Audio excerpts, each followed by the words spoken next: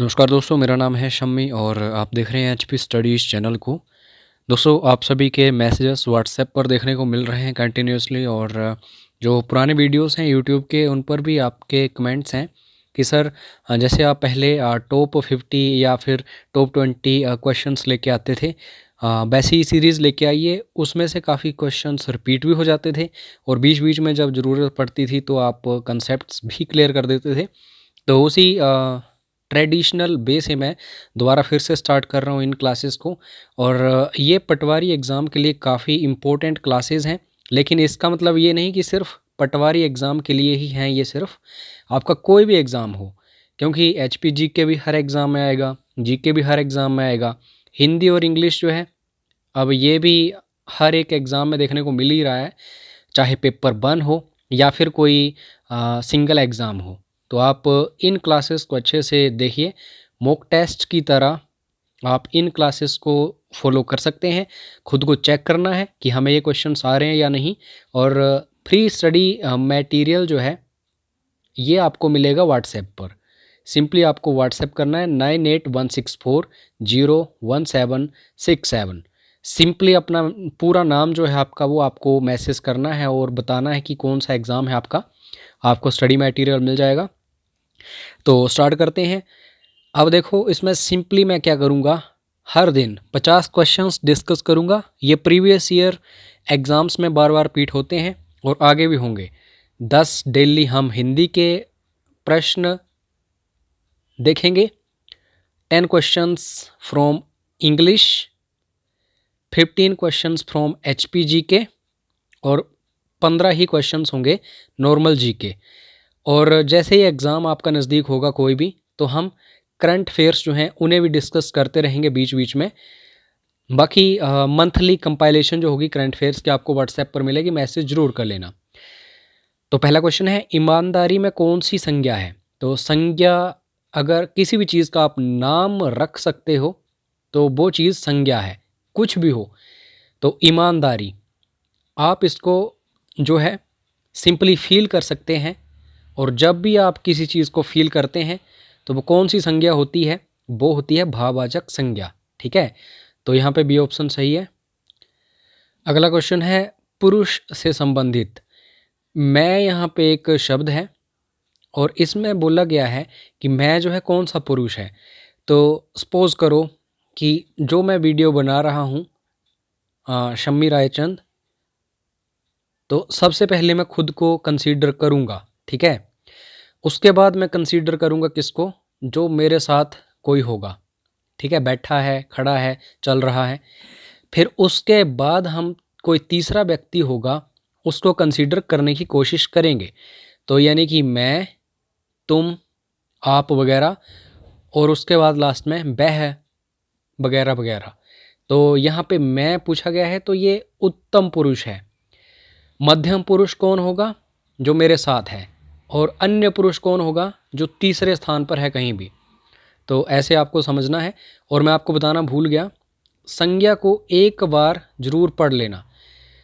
थोड़ा सा traditional topic है, काफ़ी स्टूडेंट्स सोचते हैं कि नहीं आएगा, लेकिन पटवारी वगैरह एग्ज़ाम जो होता है वहाँ पे ऐसे ही क्वेश्चंस बनते हैं।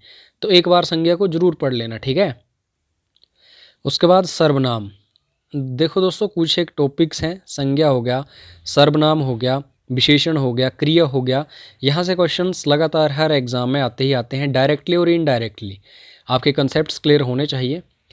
तो यहाँ पे आप जो है, एक शब्द है, पूछा गया है कौन सा सर्वनाम है, और संज्ञा शब्दों के स्थान पर इस्तेमाल कौन से होते हैं? सर्वनाम। आप जो है दोस्तों, इसका मतलब मेरे सामने कोई है, निश्चित है कोई, तो निश्चयवाचक सर्वनाम यहाँ पे बिल्कुल सही आंसर होगा। उसके बाद नेक्स्ट क्वेश्चन है, पुष्प इनमें से कौन सा शब्द है? अब देखो दोस्तों, जो हिंदी भाषा है, ऐसा नहीं कि स्टार्टिंग से ही हिंदी है। इसको दोस्तों जोड़ तोड़ के बनाया गया है। संस्कृत जो है, वहाँ से भी काफ़ी सारे शब्द लिए गए हैं। बाकी जो भी भाषाएं हैं उनमें से शब्द लेके हिंदी को बनाया गया है। तो पुष्प जो है यहाँ पे कौन सा शब्द है? ये संस्कृत का शब्द है, और संस्कृत से कोई शब्द आएगा तो उसको तत्सम हम बोलते हैं। तो यहाँ पे ए ऑप्शन सही है। बाकियों को भी देखो दोस्तों, अगर मैं सिंपली बात करूँ, कोई भी लैंग्वेज है, कोई भी भाषा है, चाहे हिंदी है, चाहे इंग्लिश है, या फिर कोई भी है, इसमें दो चीज़ें होती हैं सिंपली। वैसे तो तीन हम मान के चलते हैं, लेकिन दो ही हम मानेंगे। एक जो होती है वो होती है ग्रामर या फिर व्याकरण। यहाँ पे कंसेप्ट्स आपको समझने होते हैं, और जो दूसरी चीज़ होती है वो होती है रटने वाली वोकैब। तो अगर इंग्लिश में हम बात करते हैं तो सिनोनिम्स, एंटोनिम्स, इन चीज़ों को देखते हैं। लेकिन जब हिंदी में जाएंगे तो बहुत चीज़ें हैं। आपको इनफैक्ट पर्यायवाची, तत्सम, तद्भव, मुहावरे, लोकोक्तियाँ, ये सब कुछ याद करना पड़ेगा। तो ये भी वही चीज़ है। तो पुष्प जो है एक तत्सम शब्द है, आपको ये सब पढ़ने पड़ेंगे। ट्रिक्स आप बनाना चाहो तो अपने मर्जी से बना सकते हैं, लेकिन रटने तो पड़ेंगे ही। अब दोस्तों, ये हैं बेसिक्स, मैंने जो ऊपर आपको बताया, ग्रामर या फिर व्याकरण जो होता है, ये कंसेप्ट उसी में है। पवर्ग, पवर्ग जब हम बोलते हैं तो प, फ, म वगैरह वगैरह, ये आपको पूरे का पूरा एक पंक्ति जो है बोलनी पड़ेगी। जब आप पवर्ग बोलेंगे, प, फ, ब वगैरह वगैरह, तो आपके जो लिप्स हैं, ठीक है, इनसे जब कुछ निकलेगा तो ये इकट्ठे होंगे तभी कोई वर्ड निकलेगा। तो ओष्ठ जो हैं, इनसे, इनके द्वारा आप पवर्ग जो है उसका उच्चारण करते हैं। तो यहाँ पे सी ऑप्शन सही है। बाकी भी देख लेना, ठीक है। कवर्ग जो है, या फिर उसके बाद चवर्ग, टवर्ग, जो भी है, कचट तप, इसको अगर याद करना है, कचट तप, ठीक है। तो इनके जो आपको उच्चारण स्थान है देखने हैं सबके। गोल इनमें से कौन सा विशेषण है? तो विशेषण जो है ये विशेषता बताते हैं या तो संज्ञा शब्दों की या फिर सर्वनाम शब्दों की, ठीक है। तो गोल जो है ये किसकी कैरेक्टरिस्टिक है, कोई भी चीज़ है अगर वो गोल है तो इसका मतलब कि उसका आकार कैसा है। तो यहाँ पे गुणवाचक विशेषण जो है इसका सही आंसर होगा। और मैं आपको पहले ही बता चुका हूँ, इनको ज़रूर एक बार पढ़ लेना। अगर पता नहीं है कैसे पढ़ने हैं कैसे नहीं, तो एक बार ज़रूर व्हाट्सएप कर लेना, आपकी पूरी सहायता की जाएगी, ठीक है। तो यहाँ पे गुणवाचक विशेषण सही होगा, गोल। अब काल जो है ये भी आपको इंग्लिश में बहुत बड़ा रोल प्ले करते हैं, और हिंदी में भी। टेंस और काल, तीन प्रकार के काल होते हैं या 3 टाइप्स के टेंसेस होते हैं। तो यहाँ पे मैं ज़्यादा बारीकी में नहीं जाऊँगा। तुम जा रहे हो मतलब अभी काम चल रहा है, ना तो ये भूतकाल है ना तो भविष्य की बात है। तो सही आंसर जो होगा वो होगा वर्तमान काल, मतलब अभी ये प्रोसेसिंग हो रही है इस चीज़ की। नाक कौन सा लिंग है? दोस्तों देखो, फीमेल और मेल, जब आप किसी भी कैटेगरी में जाएंगे तो नाक जो है ये बहुत लोग जो है सोचते हैं कि ये एक मेल है, यानी कि पुल्लिंग है, लेकिन पुल्लिंग नहीं है, ये है स्त्रीलिंग। तो ए ऑप्शन सही है। कैसे देखना है? तो चपटी नाक, तीखी नाक, ऐसे हम बोलते हैं अगर शुद्ध हिंदी में बोलना हो, तो ये एक स्त्रीलिंग है। ये ऑप्शन सही है। अब दोस्तों मैं एक एक समास को डिस्कस करूंगा तो वीडियो बहुत लंबा हो जाएगा, इसलिए मैंने इस क्वेश्चन को लिया है। समास कितने प्रकार के होते हैं टोटल? तो ये 6 होते हैं, सी ऑप्शन सही है। आपको ये डिटेल में पढ़ना है क्योंकि यहाँ से भी क्वेश्चंस आते हैं इसके जो भी हैं समास, ठीक है। तत्पुरुष समास, अव्ययी भाव समास वगैरह वगैरह। संधि, जैसे समास इम्पोर्टेंट है, संधि भी वैसे ही इम्पोर्टेंट है। तो संधि जो है ये दोस्तों शब्दों को तोड़ के बनाई जाती है, और समास जो है शब्दों को जोड़ के बनाया जाता है। तो ये डिफरेंस है इनमें। अब दोस्तों 3 टाइप्स की संधि होती है। एक होती है स्वर संधि, इसमें स्वर जो है उनको तोड़ा जाता है। और एक होती है व्यंजन संधि, और तीसरी जो होती है वो होती है विसर्ग संधि। तो क्वेश्चन जो है विसर्ग संधि से रिलेटेड है। जब इनको तोड़ेंगे आप तो आपको पता चलेगा। तो उतज्वल, यहाँ पे व्यंजन टूट रहे हैं, राजेंद्र में राजा इंदर, स्वर टूट रहे हैं। दुर्गम में दुर्गम व्यंजन, और निश्चल इसको कैसे करेंगे, निश्चल, नीह आ गया तो ये आप देख सकते हैं विसर्ग है, तो यही सही आंसर है। पूछा गया था विसर्ग संधि कौन सी है, तो बी ऑप्शन सही है। अब इंग्लिश के जो क्वेश्चंस मैंने ऐड किए हैं ये ग्रामेटिकली ज़्यादा इसमें यूज़ किया गया है और फिल इन द ब्लैंक्स के फॉर्म में मैंने इनको ऐड किया है, क्योंकि आजकल ऐसे क्वेश्चंस ज़्यादा आ रहे हैं। इससे कंसेप्ट्स भी क्लियर हो जाएंगे। Dash know about where the soul goes after death, बोला जा रहा है कि बहुत कम लोग जानते हैं कि जो आत्मा है मृत्यु के बाद कहाँ जाती है। तो जब दोस्तों काउंटेबल हो, मतलब व्यक्तियों के बारे में जब भी बात आएगी तो उनको तो गिन ही सकते हैं, तो हम फ्यू का यूज़ करते हैं, लेकिन इसमें किस कंटेक्स्ट में बात हो रही है वो जानना अति आवश्यक है। अगर बहुत कम लोग जानते हैं तो हम आ फ्यू का यूज़ करेंगे, लेकिन बहुत कम से भी बहुत कम, मतलब ना के बराबर लोग जानते हैं कि जैसे ही मृत्यु होती है आत्मा कहाँ जाती है, तो आ फ्यू जब लग गया तो मतलब बहुत कम, लेकिन फ्यू लग गया इसका मतलब है कि ना के बराबर लोग जानते हैं। तो बहुत ही कम नहीं, ना के बराबर लोग जानते हैं, क्योंकि किसी को अभी तक पता नहीं है कि आत्मा कहाँ कहाँ से होकर कहाँ जाती है। ए ऑप्शन सही होगा, फ्यू। कंसेप्ट थोड़ा सा याद रखो, अगर अनकाउंटेबल हो जिसे गिना ही ना जा सके, यानी कि जैसे वाटर, वाटर को कैसे गिनोगे, तो आप सिंगुलर जब होगा तो वहाँ पे लिटल आएगा। सपोज करो ये है गिलास, यहाँ पे पानी ही नहीं है, तो आप बोलेंगे little water in this glass, और टम्बलर, ठीक है। Have dash love for animals, मतलब थोड़ा सा तो प्यार होना चाहिए जानवरों के लिए, तो थोड़ा सा, इसमें ना के बराबर की बात नहीं हो रही है, थोड़ा सा की बात हो रही है।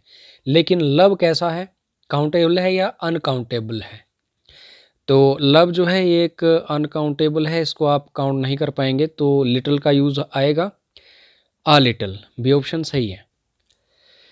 Give me dash mango juice, मुझे आम का रस दो। तो जब दोस्तों मैंगोस की बात होती तो आप सभी को पता है इनको काउंट किया जा सकता था, लेकिन जूस की बात आ गई तो इसको कैसे काउंट करेंगे। कुछ लोगों का कहना होगा कि हाँ हम इसे लीटर्स में काउंट कर लेंगे एंड सो ऑन, लेकिन ऐसा नहीं है, वो तो हम उसको मेजर करेंगे लेकिन काउंट नहीं कर पाएंगे। काउंटेबल और अनकाउंटेबल की बात हो रही है, तो यहाँ पे आएगा क्या, अनकाउंटेबल के लिए क्या हम यूज़ करते हैं, लिटल। फ्यू काउंटेबल के लिए, लेकिन यहाँ पे बोला जा रहा है कि मुझे थोड़ा सा जूस दो, तो थोड़ा सा मतलब ऐसा नहीं कि वहाँ पे बात हो रही कि है ही नहीं जूस, आ का यूज़ आएगा, आ लिटल। देखो अभी मैंने ये कंसेप्ट ऊपर बताया, तो इसका आंसर मैं आपको नहीं बताने वाला, आपको कमेंट बॉक्स में बताना है इसका सही आंसर क्या है। जिसका आंसर सबसे पहले आएगा उसको दोस्तों जो पेड मटेरियल है वो फ्री ऑफ कॉस्ट दिया जाएगा।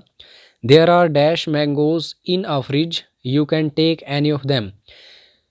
बोला जा रहा है कि जो फ्रिज है वहाँ पे आम है और उनमें से तुम कोई भी ले सकते हो, तो आंसर करके बताओ कि यहाँ पे सही आंसर क्या होगा। नेक्स्ट है I have dash money I will hire a rickshaw.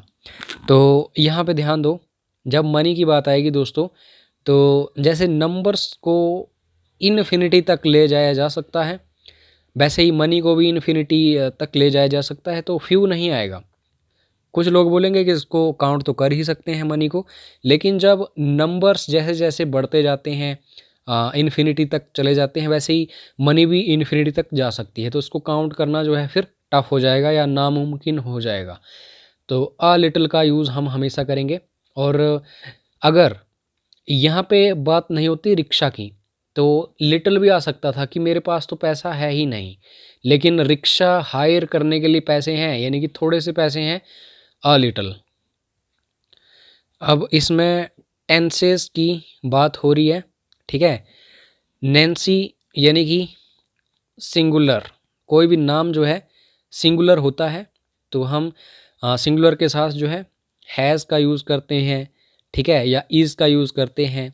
लेकिन यहाँ पे बात हो रही कि पीट चुकी है, क्वेश्चन पूछा जा रहा है कि नैन्सी जो है तुम्हें पीट चुकी है, तो अगर हो चुका है काम तो ये तो आएगा ही नहीं।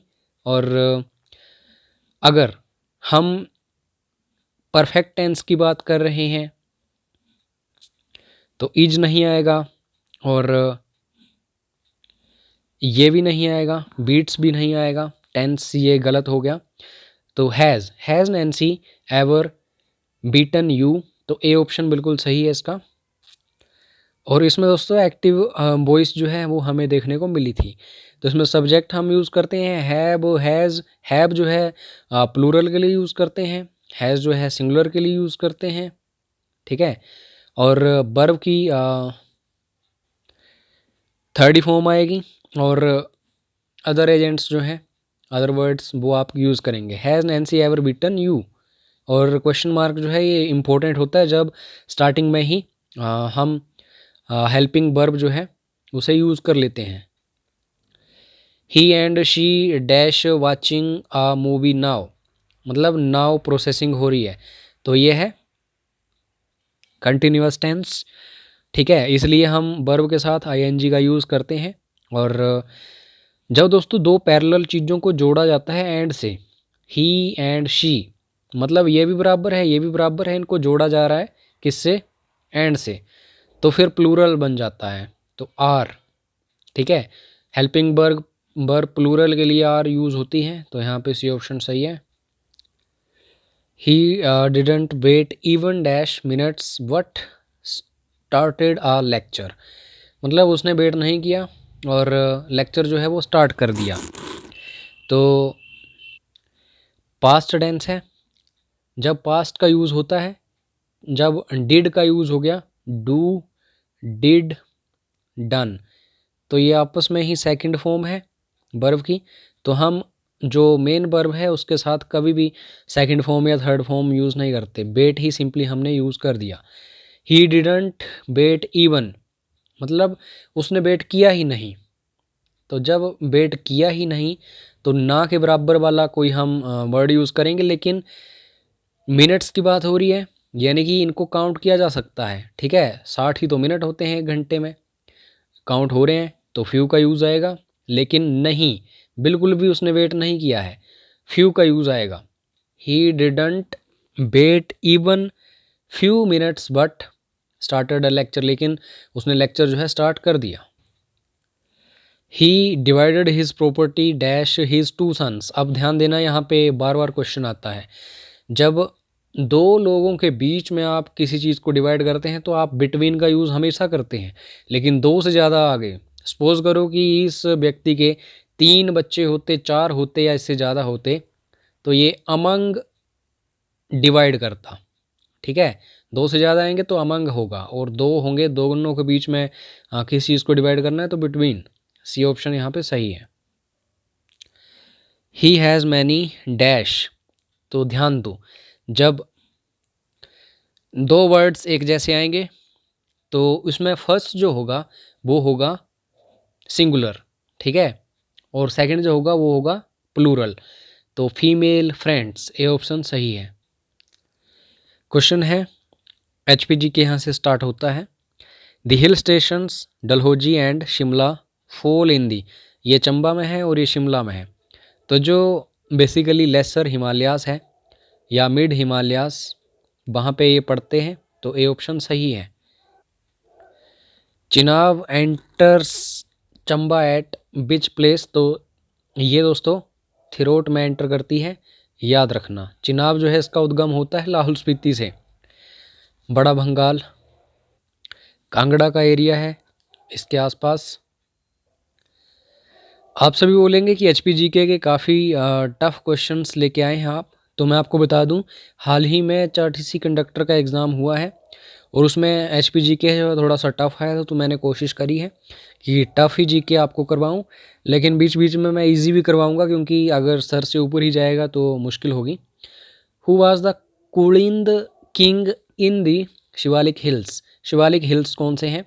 सपोज करो कि ये है हमारा हिमाचल प्रदेश, तो ये जो है ये एरिया ये शिवालिक है, लोअर पार्ट जो है हिमाचल का, तो यहाँ पे बोला गया है कि कुलिंद जो थे उनका जो शिवालिक हिल्स में शासक था वो कौन था, कब, later half of the first century BC, मतलब अभी क्राइस्ट ईरा जो है स्टार्ट नहीं हुआ था, उसके आधी शताब्दी पहले।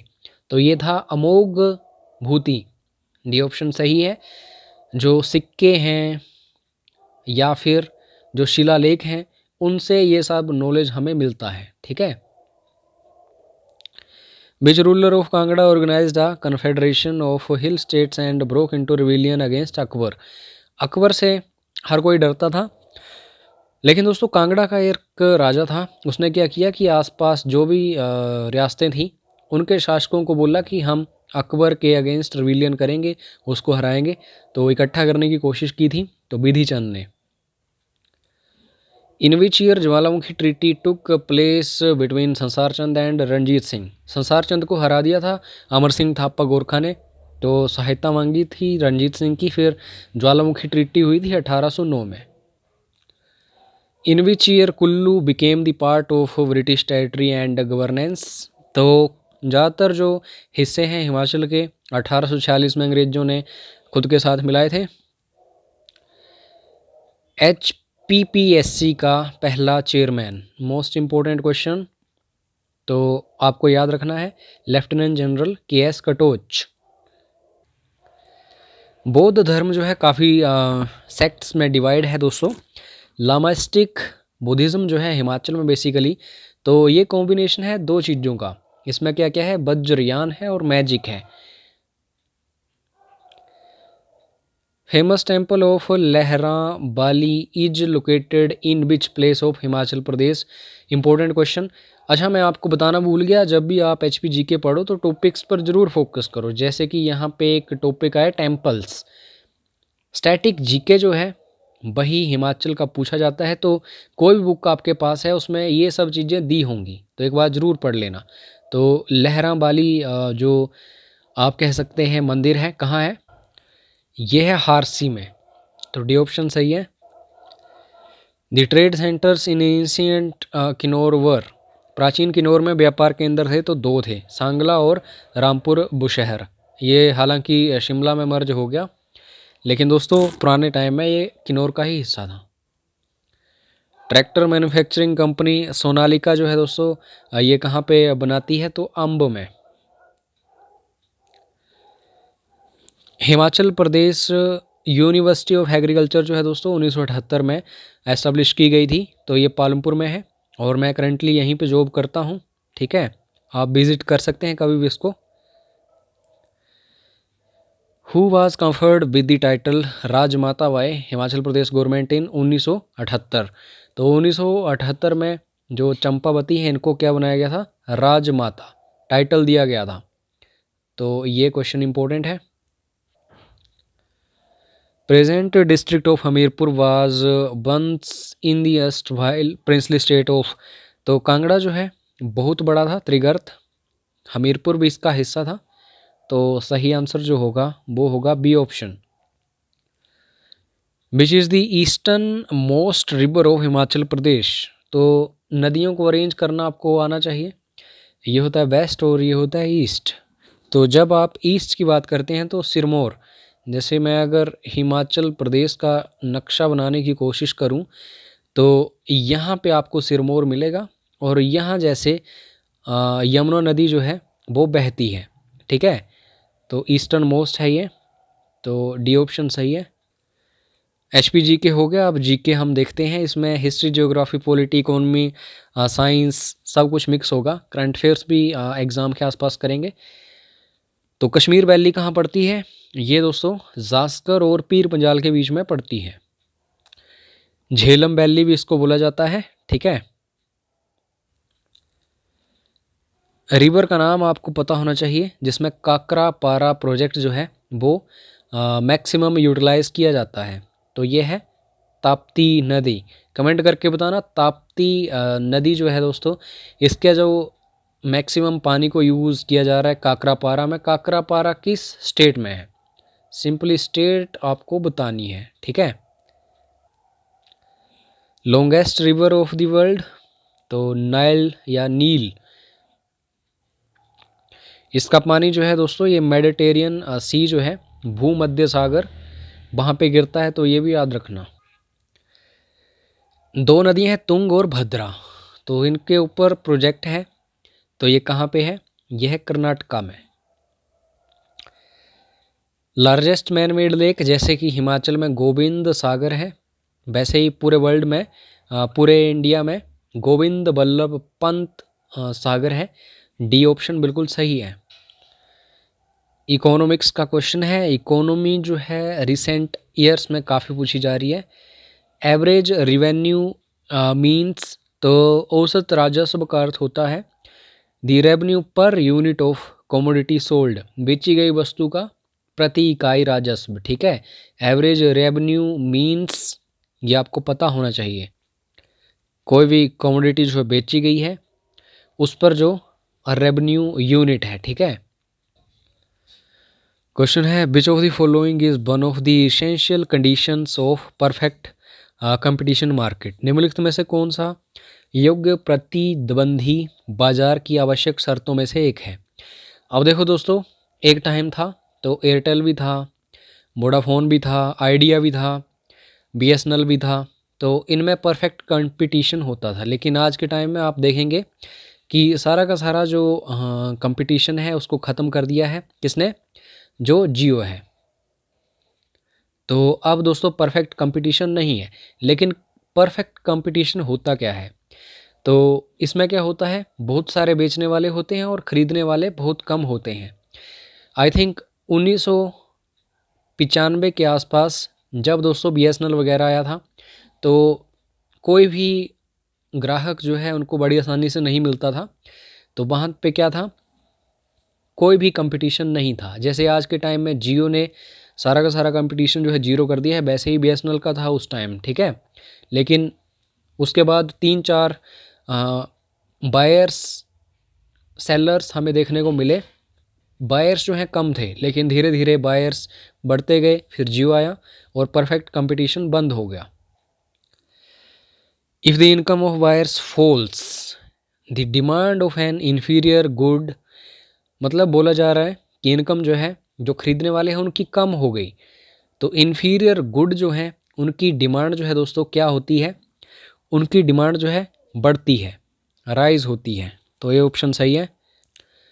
मतलब आप ये समझ लो कि सस्ती चीज़ें, ठीक है, जब किसी के पास बहुत पैसा आएगा तो लग्जरियस गुड्स जो है उन्हें परचेज़ करने की कोशिश करेगा, जब पैसा नहीं होगा तो सस्ती चीज़ों में जाएगा। तो ये दोस्तों इनडायरेक्टली प्रोपोर्शनल होती है, जो इन्फीरियर गुड्स की डिमांड होती है। पैसा जैसे ज़्यादा आएगा कम खरीदेगा कोई, पैसा कम होगा किसी के पास तो ज़्यादा खरीदेगा। The income elasticity of demand is negative, तो वही आ गया ऊपर वाला सिस्टम। तो ये बेसिकली हम बात कर रहे हैं इन्फीरियर गुड्स की। The commodity must be N inferior good. The measure of A workers real veg is, मतलब कोई जो भी दिहाड़ी ले रहा है, कैसे हम पता लगाएंगे कि उसकी दिहाड़ी जो है अच्छी है या नहीं है? तो इसको हम देखते हैं दोस्तों, उसकी जो परचेजिंग पावर होती है। ठीक है, तो बेसिकली सपोज़ करो कि हम अगर 100 रुपया दिन का कमा रहे हैं, तो हम क्या करेंगे, उसका कितना जो है पैसा यूज़ कर पा रहे हैं 100 रुपये में से, वो हमारी होती है परचेजिंग पावर।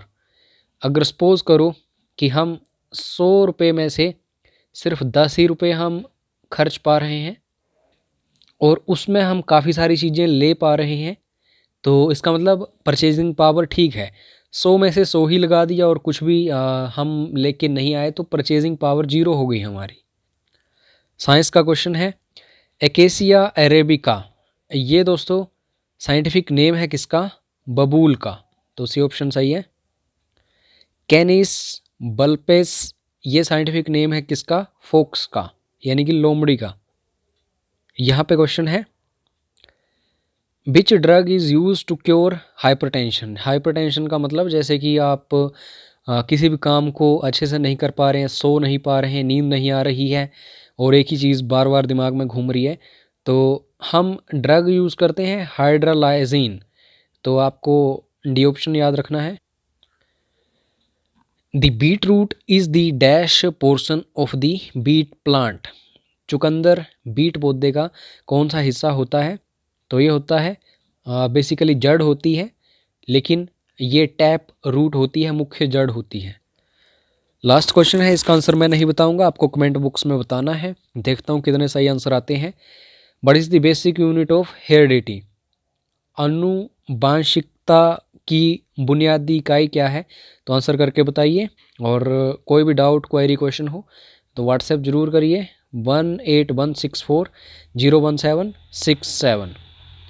मिलते हैं नेक्स्ट वीडियो में, तब तक चैनल को सब्सक्राइब करो, बेल आइकन को प्रेस करो और लाइक ज़रूर करो, वीडियो को शेयर करो। जो भी आपने ग्रुप्स बनाए हैं, स्टडी ग्रुप्स। जय हिंद, जय हिमाचल।